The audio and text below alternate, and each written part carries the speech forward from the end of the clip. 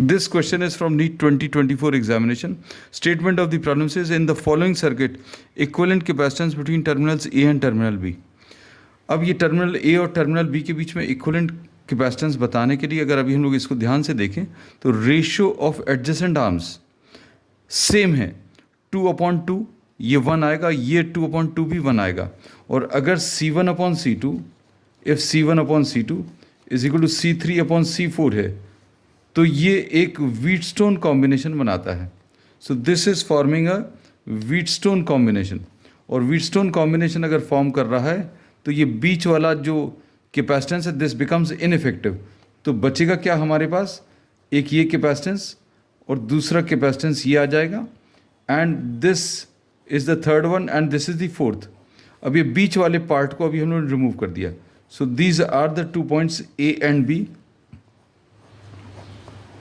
अब इनके बीच में ये 4 कैपेसिटर्स हैं जिनका अभी हमें इक्विवेलेंट कैपेसिटेंस बताना है.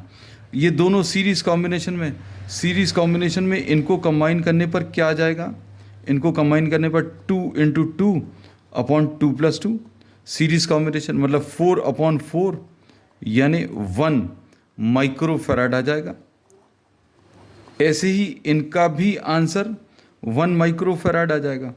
अब बचेगा क्या, सिर्फ 2 कैपेसिटेंस बचेंगे, 1 और ये वाला भी 1 between the points A and B.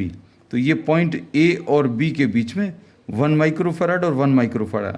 So C will be equal to C1 + C2 1 + 1.